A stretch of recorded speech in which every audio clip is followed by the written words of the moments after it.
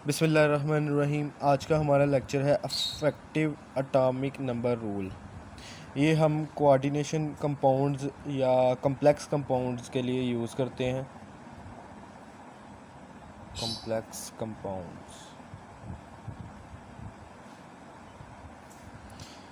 इसको शुरू करने से पहले तो हमें 3D सीरीज़ के बारे में मालूम होगा कि 3D सीरीज़ एलिमेंट कितने हैं और उनका एटॉमिक नंबर क्या है। उसके लिए मैं आपको एक जुमला बताता हूँ। सक्टीवी करमन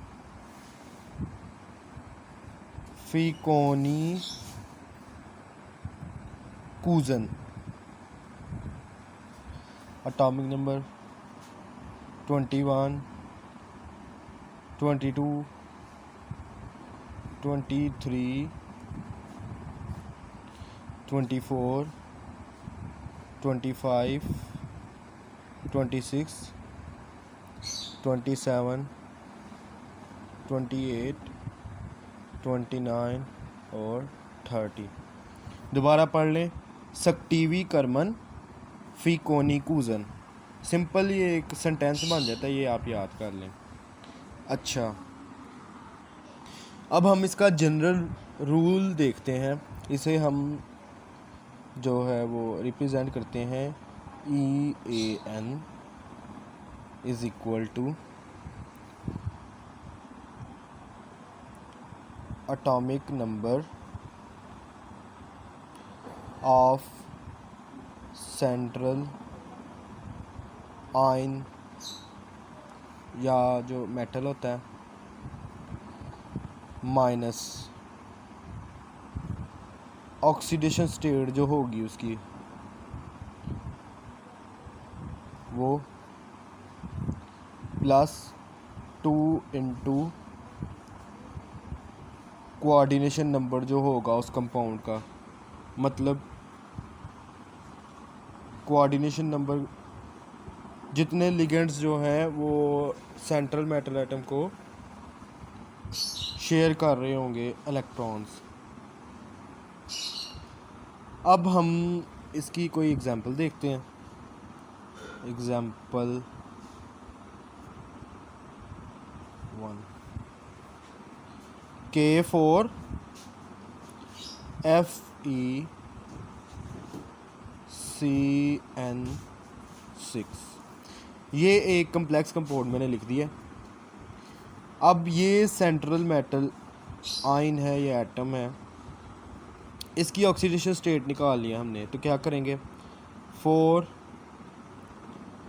इंटू पोटाशियम की +1 होती है, प्लस इसकी निकालनी है, हमें मालूम नहीं, X लिखेंगे, प्लस 6 इंटू साइनाइड की हमेशा याद रखनी है, साइनाइड की -1 होती है, इज़ इक्वल टू 0। अब देखें, +4 plus X -6 is equal to 0।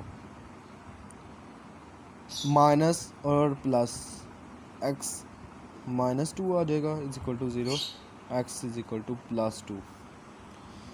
अब इसका लिखते हैं EAN, effective atomic number rule. Central atom या सेंट्रल आयन का एटॉमिक नंबर क्या था, फेरस 26 और माइनस इसकी ऑक्सीडेशन क्या निकली है, 2, 2 से माइनस करेंगे, ठीक है, +2 इंटू कोऑर्डिनेशन नंबर क्या है, 6 से मल्टीप्लाई करेंगे। 26 - 2 24, +2 इंटू 6 12। और इसको जब हम लोग काउंट करेंगे तो ये आ जाएगा 36।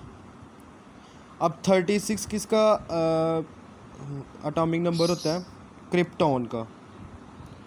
हम कहते हैं कि पीरियोडिक टेबल में जो है नोबल गैसेस वो ज़्यादा स्टेबल हैं। स्टेबल क्यों है कि उनका ऑक्टेट पूरा है और वो किसी के साथ बॉन्ड नहीं बना सकती।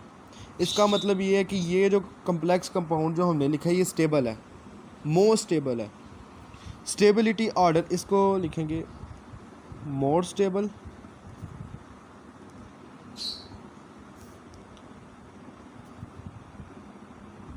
और इसका स्टेबिलिटी ऑर्डर मैं आपको बताऊं, पहले होता है कंप्लीटली फिल्ड, फिर हाफ फिल्ड, और सबसे कम पार्शियली फिल्ड। ठीक है, ये है स्टेबिलिटी ऑर्डर किसी भी कंपाउंड का या किसी भी एलिमेंट का। ठीक है, ये मोर स्टेबल हो गए क्यों? क्योंकि इनका जो EAN है या अफेक्टिव एटॉमिक नंबर जो है वो क्रिप्टॉन के इक्वल आ गया, जो कि नोबल गैस है, जो कि स्टेबल होती हैं, वो किसी के साथ रिएक्ट नहीं करती। अब हम एग्जांपल नंबर 2 की बात करते हैं। वहाँ मैंने नहीं लिखा क्योंकि वो पेज कम था।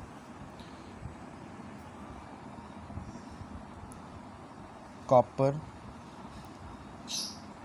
NH3 × 4 SO4। अब इसका हमने इसकी ऑक्सीडेशन स्टेट मालूम करनी है।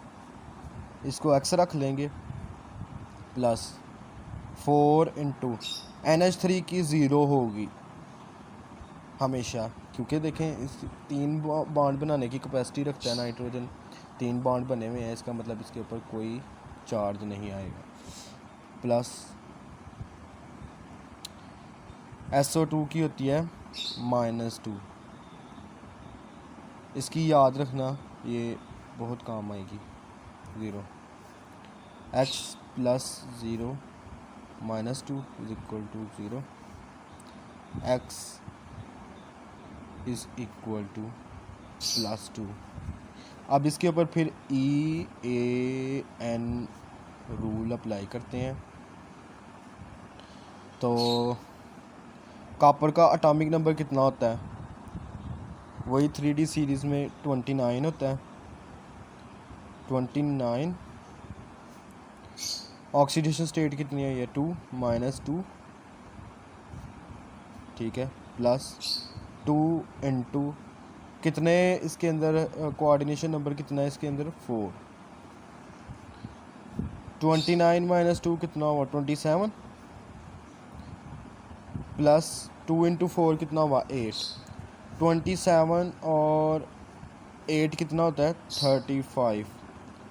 अब इसका मतलब क्या है? ये तो नोबल गैस के एटॉमिक नंबर से नहीं मिलता। इसका मतलब ये है कि ये लेस स्टेबल है। अब लेते हैं हम एक और एग्जांपल ताकि अच्छी तरह तैयारी हो जाए। Example number 3 FeCO × 5। इसे हम जो कम्प्लेक्स कंपाउंड है उसकी टर्म में हम कहते हैं कार्बोनाइल। वैसे तो हम कहते हैं कार्बन मोनोऑक्साइड, लेकिन इसे कहते हैं हम कार्बोनाइल ग्रुप। ठीक है, इसके अंदर पहले तो हम फेरस की ऑक्सीडेशन स्टेट मालूम करेंगे। इसको X रख लेंगे प्लस। अब ये कार्बोनाइल एक कंप्लीट एक कंपाउंड है, इसकी जो ऑक्सीडेशन स्टेट होती है वो 0 होती है। 0 × 5 0, X + 0 = 0, तो X तो आ गए 0। अब हम वही EAN रूल अप्लाई करेंगे, = फेरस का आयरन का कितना होता है एटॉमिक नंबर? 26